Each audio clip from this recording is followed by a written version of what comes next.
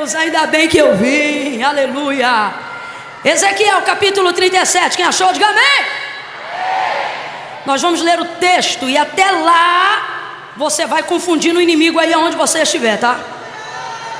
Deixa ele tonto contigo. Camila, como é que eu faço isso? Nada de cara de fome, nada de cara de cansaço. Quando o estômago roncar, você diz aleluia. Ele já está roncando aqui, do lado de cá já roncou. Isso, entendeu? Deixa ele tonto contigo, sem entender nada.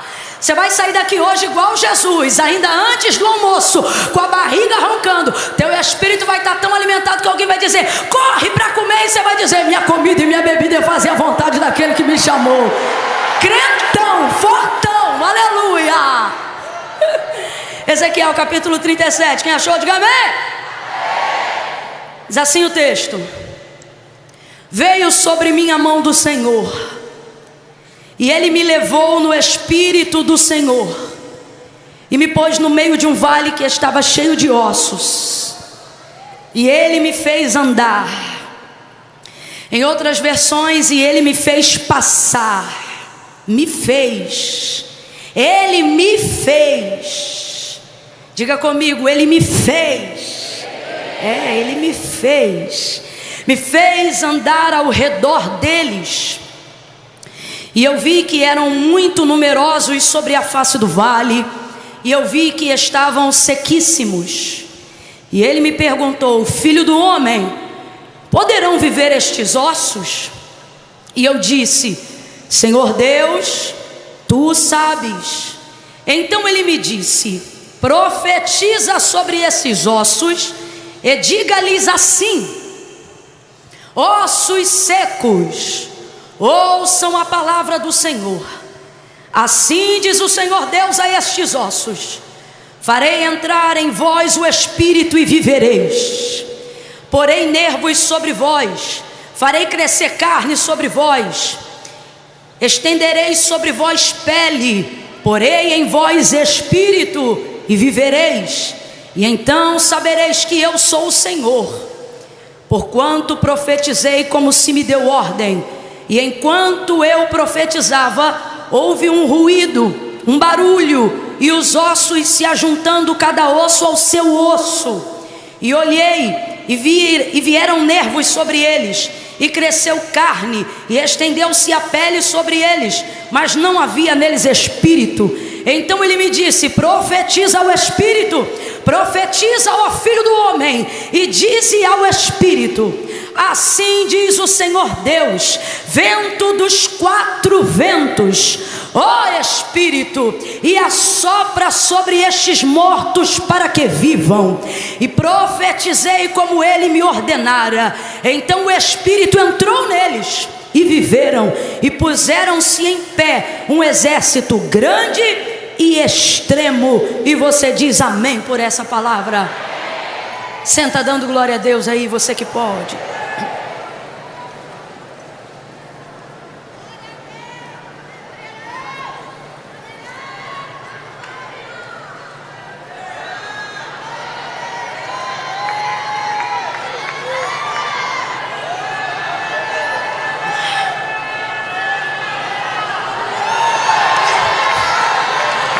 Já vi que é só beber água. Oh, aleluia. Aleluia. Essa passagem é muito conhecida. Arrebatado em espírito, o Espírito do Senhor pega Ezequiel e introduz ele em espírito numa visão. E a primeira coisa que eu preciso que você entenda é que o mundo espiritual não é menos real só porque não pode ser visto continuamente. A gente tem que parar com essa mania. Eu não sei se foi porque ao longo dos anos na nossa vida já fomos introduzidos a uma realidade lúdica, né? Filmes, desenhos, onde fantasmas atravessam paredes e espíritos não têm força para segurar nada nas suas mãos. E eu não sei se por isso mas a gente começou a desenvolver a ideia de que aquilo que é espiritual é fraco, aquilo que é espírito não tem força. Ao ponto das pessoas até dizerem assim: eu não tenho medo dos vivos, ou melhor, eu não tenho medo dos mortos, ou eu não tenho medo dos espíritos, como se eles nada pudessem fazer, eu tenho medo dos vivos, atribuindo então o poder, atribuindo então realidade somente àquilo que pode ser visto. Mas para nós que servimos ao Senhor, temos uma primícia de que o reino espiritual, de que o mundo espiritual, ele é tão real do que esse solo que você está batendo o teu pé aí agora. Pisa aí no chão, sinta, é sólido, é firme? Pois então, o reino espiritual é mais sólido e mais firme do que esse chão que você está pisando.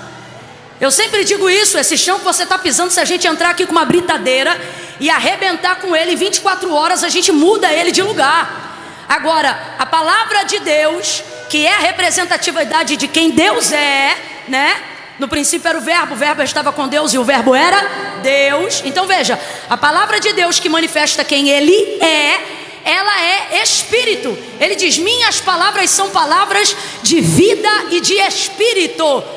Uma outra característica que faz com que nós entendamos que o mundo espiritual é tão real ou mais real do que esse mundo físico. Pode abaixar só um cadinho, por favor, mas pode continuar comigo, viu?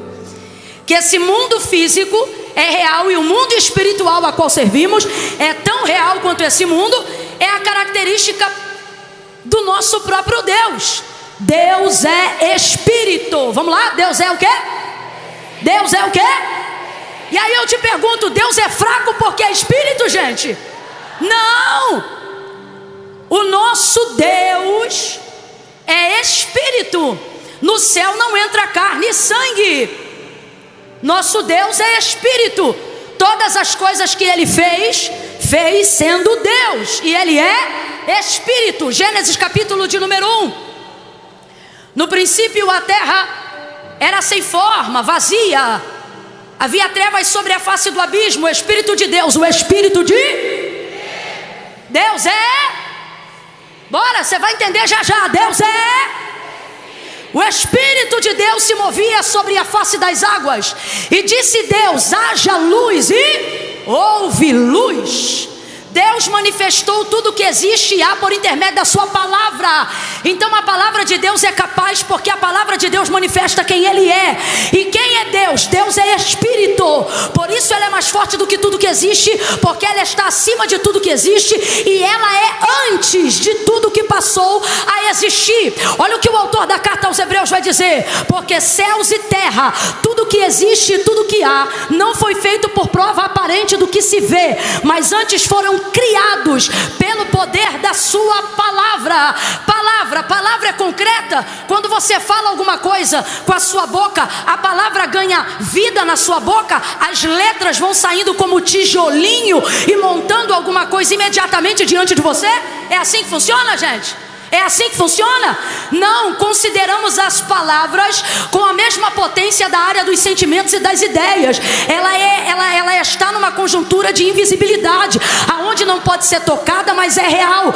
Assim é o mundo espiritual. O mundo espiritual não é menos real do que a realidade que você toca, só porque você não vê. Ele existe, ele é real, e ele subsiste e se mantém eterno, porque ele é sustentado não pelo tempo da nossa vida, mas é sustentado pela palavra de Deus. Palavra de Deus que é Deus. Por isso o próprio Senhor vai dizer: céus e terras passarão, mas as minhas palavras jamais hão de passar. Por que a palavra de Deus é eterna? Porque Deus é eterno.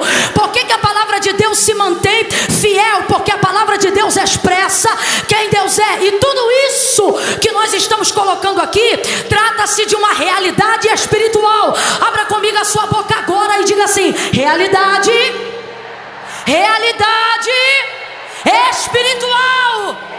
Eu não quis colocar aqui mundo espiritual para você não achar que é um setor paralelo, inatingível e inalcançável. A realidade espiritual é tão real quanto essa cadeira que você está sentado agora, porém com uma coisa a mais. Qual? Essa cadeira vai deteriorar, vai mofar, um dia ela vai quebrar, vai passar e vai ficar obsoleta e será trocada. Mas aquilo que Deus delibera gera sobre a sua palavra perpetuará para sempre. Isto é o mundo espiritual, isto é a realidade espiritual. Camila, por que você está batendo nessa tecla? Para que você entenda que a sua vida espiritual não pode ser negligenciada só porque é espiritual. Para que você entenda que o mundo espiritual não é fraco só porque não pode ser tocado. Um dos motivos pelo qual o mundo espiritual não pode ser tocado o tempo todo é porque ele está acima do que é físico. Vem comigo. Ele está acima do que é? Ele está acima do que é?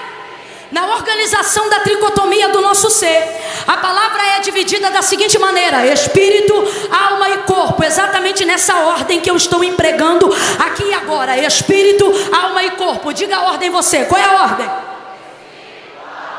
Bora, só quem está comigo. Quem já foi para Nárnia, não posso contar, mas quem está comigo, vamos lá, qual é a ordem?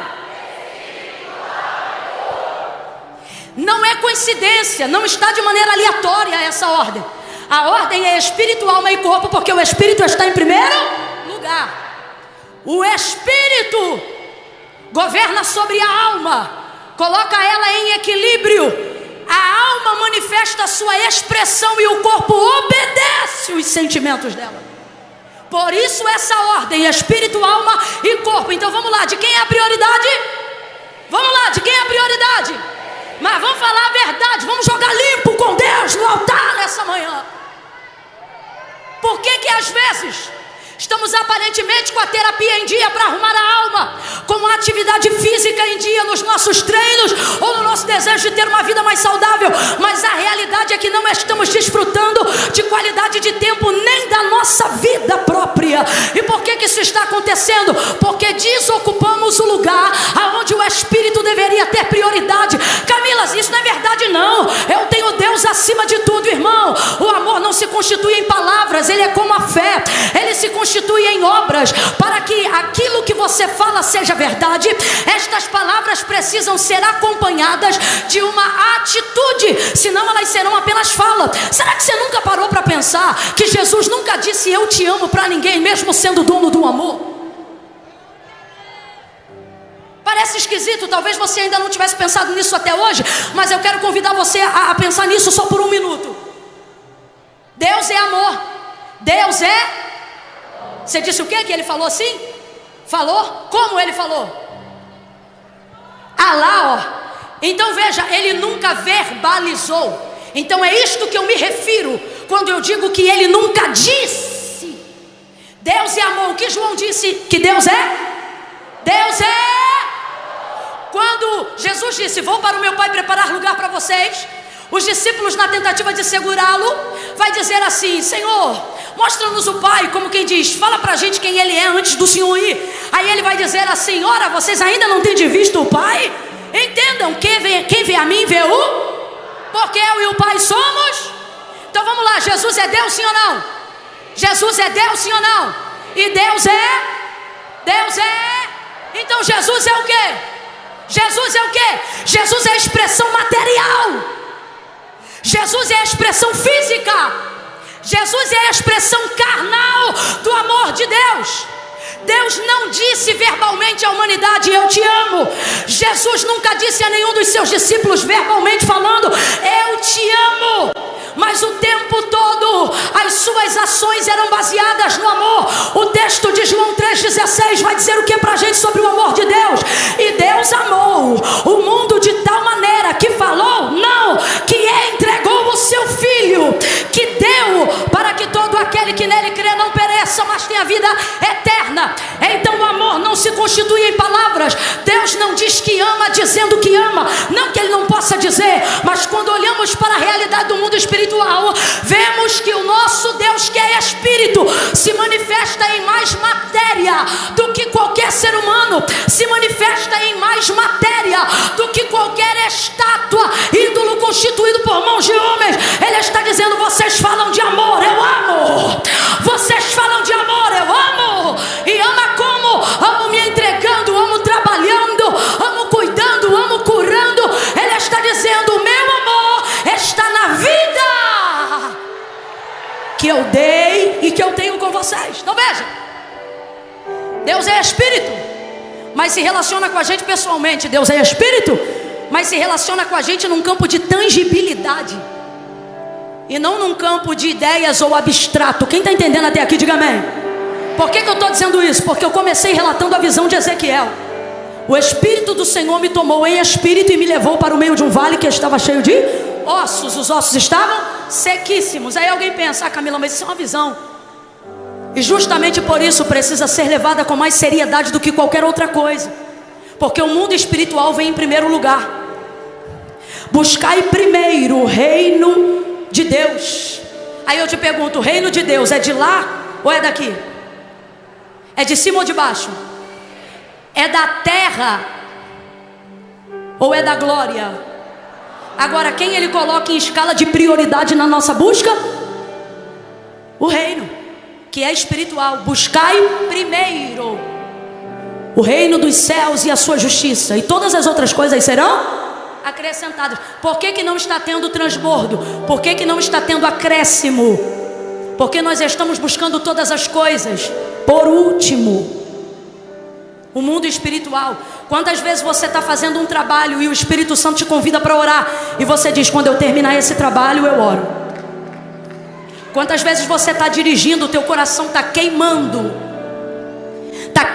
para falar com Deus, aí você diz: não, quando eu chegar em tal lugar eu oro. Se um pneu estourasse, você jogava no acostamento.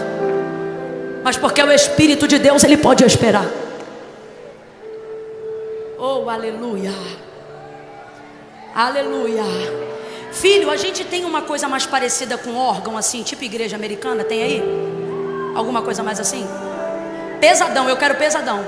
Porque a galera tá com fome, tá trabalhando desde ontem. Se a gente continuar nesse clima, até eu vou indo aqui, ó. Aleluia. Mas vem comigo, não me deixa não, viu? Quando Deus tomar o baterista, vem também que tu vai ajudar a gente a beça, porque a gente tá cansado, não é? Eles estão precisando disso, eles estão em intercessão dizendo assim: Jesus, me ajuda. Tem gente querendo receber e dizendo: Jesus, me ajuda.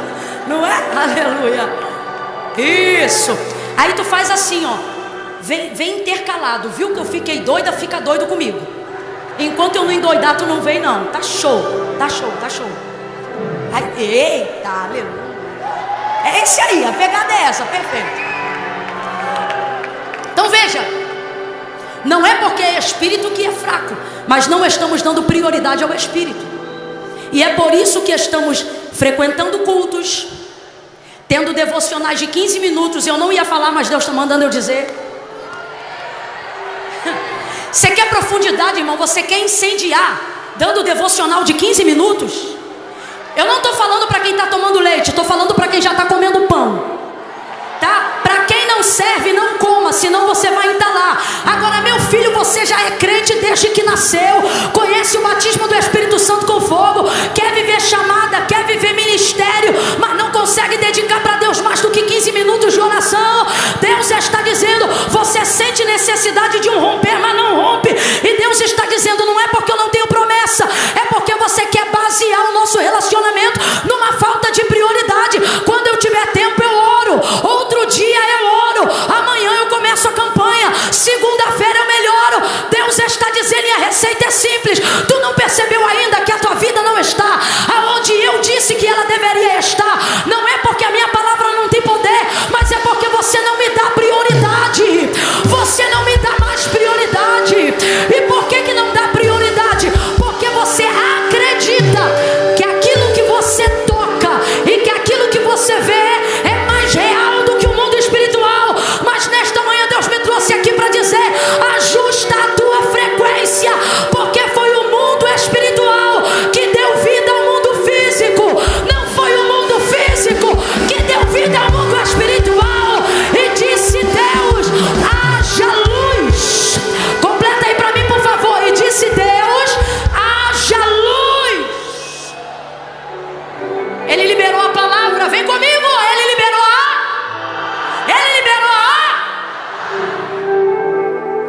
Aí eu pergunto de novo: a palavra é física? A palavra é física? A palavra é material?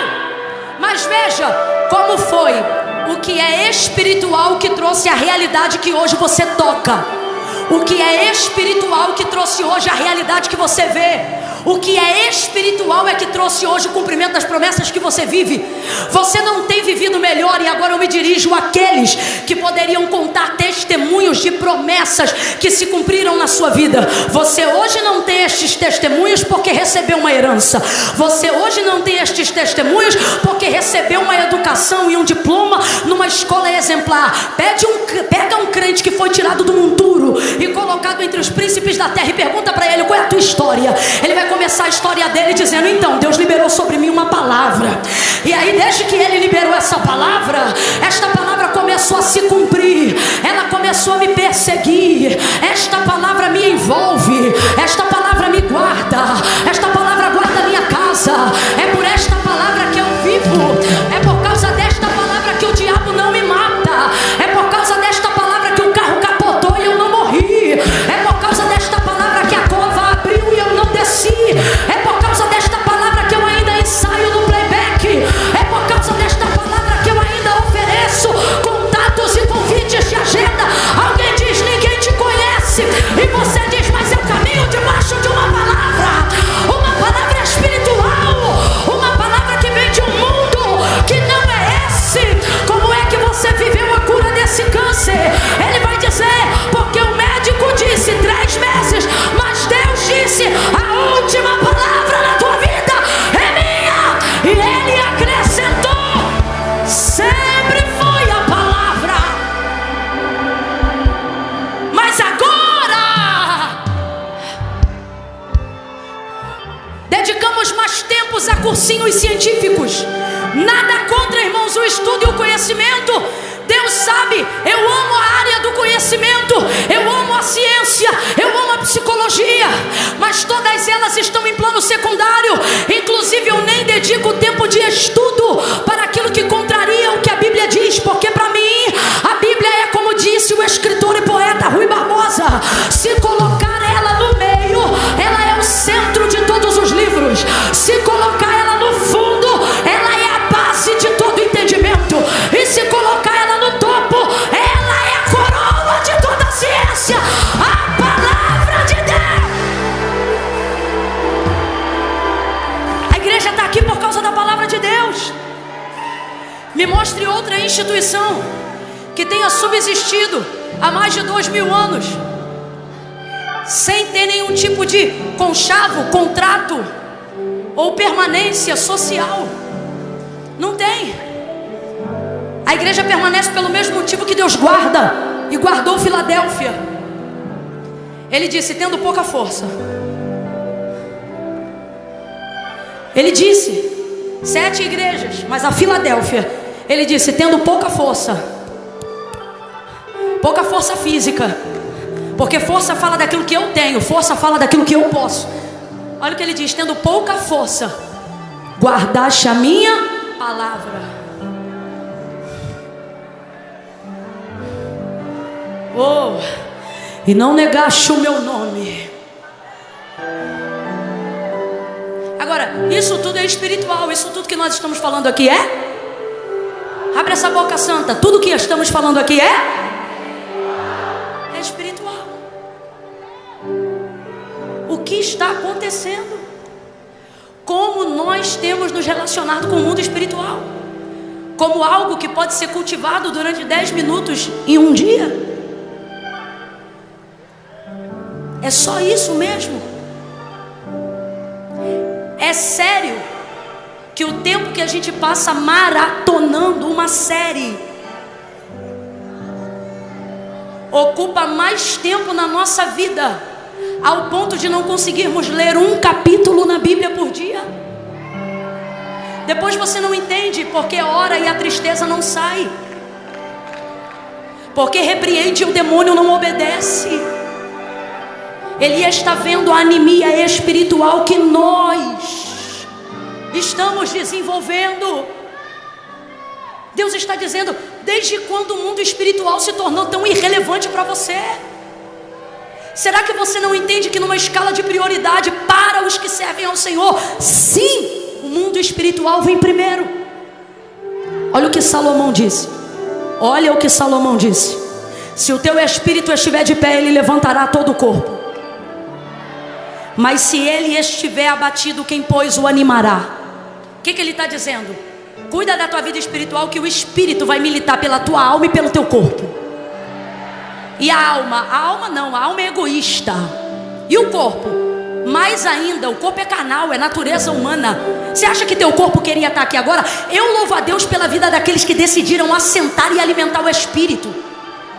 Eu louvo, irmãos, porque numa hora como essa você está reposicionando as ordens no teu corpo. Você está dizendo, comida vai vir depois, a alma não vai murmurar no meu pensamento, porque agora eu vou alimentar o Espírito. Resultado, sabe o que acontece depois que esse culto acaba? Enquanto alguém se estressa por qualquer coisa, enquanto outro se entristece por qualquer motivo, teu espírito está no governo e no controle da tua vida. Foi o que aconteceu com Davi, quando a depressão flertava com ele. Olha ele falando com a alma: por que te abates dentro de mim, ó minha alma? O cara está falando com ele mesmo, irmão. Por que te abates dentro de mim, ó minha alma? Ele está usando a boca dele, que é corpo, para falar com a alma dele, que é personalidade e expressão de sentimento. Agora, quem está falando é Davi? Não, é o Espírito de Deus na vida de Davi. Aí ele usa a própria boca dele, dando lugar ao Espírito, e começa a conversar com a alma dele. Por que estás abatido, ó minha alma? Por que te perturba? O que ele está dizendo? Porque você está me deixando aflito. Aí ele ministra a alma. Só ministra a alma quem tem o Espírito, e só tem o Espírito quem dá a ele prioridade. Quem dá a ele prioridade receberá dele autoridade para governar. Quem dá a ele prioridade receberá dele autoridade para ministrar. Porque estás abatido, minha alma? Porque te perturbas dentro de mim? Aí ele prega para ela: espera em Deus, pois ainda o louvarei. Acalma, minha alma, espera, minha alma, me escuta, minha alma. E quando o salmo termina, você vê que ele não está mais abatido. Começou orando de um jeito e terminou orando de outro jeito. Porque quem começou? A alma. Quem terminou? O Espírito. Deus está dizendo: tira o microfone da mão da alma. A alma é péssima pregadora. A alma é péssima intercessora. Bota na mão do Espírito. Agora, por que não há autoridade do Espírito em nós? Porque não estamos dando ao Espírito a prioridade que ele deveria ter em nós. O Senhor pega Ezequiel pela mão. A visão é espiritual, sim ou não? Sim ou não? Deus está mandando eu dizer: dê mais atenção às coisas espirituais que andam acontecendo na sua vida. Antigamente você tinha um sonho que não discernia, você entrava em jejum. Agora você sonha e deixa para lá. Perguntou para 1, 2 ou 3, ninguém entendeu? Esquece. Deus está dizendo: eu me lembro da época que quando o mundo espiritual se movimentava, você se posicionava. É caído rebaixo, remonto que lebria. Eu me lembro da época. O Senhor está dizendo para alguém aqui.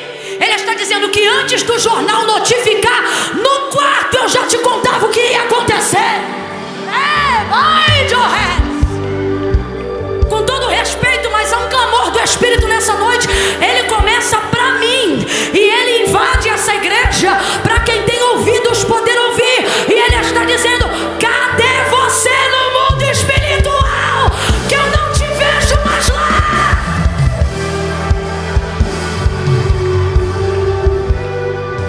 Não entende mais nada, não discerne mais nada. Está pensando que vida humana e terrena tem resposta ao Espírito? Deus está dizendo: as respostas vêm de mim. Está pensando que está no conselho de todo amigo? Que está em toda roda a direção que você procura? Camila, eu não me isolo. Eu converso, eu busco, eu pesquiso. Eu também, irmão. Eu converso, eu busco, eu pesquiso. Mas tem coisas que é espiritual. Tem que buscar. Deus está dizendo para alguém: estou te esperando aqui. Aonde? Eu vou falar como Ele está mandando. Aonde Ele está dizendo? Naquele mundo de mistério. Aonde eu não falo só verbalmente. Aonde eu me manifesto em você trazendo convicções que ninguém te arranca.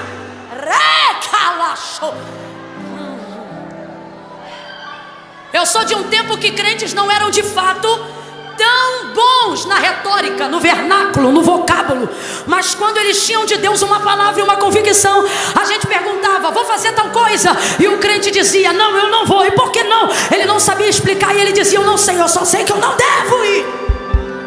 Eu me lembro disso, porque Deus se manifesta em nós não apenas com palavras verbais, mas numa convicção que ninguém te arranca. É uma certeza que ninguém te tira. Mentira ou verdade? Verdade. Então a primeira coisa que você tem que desconstruir na sua cabeça é a ideia de que o mundo espiritual não requer mais do seu tempo, de que o mundo espiritual não precisa de mais da sua atenção. Deus está dizendo: não só precisa de mais, mas precisa de mais do que tempo que você dedica a qualquer outra coisa.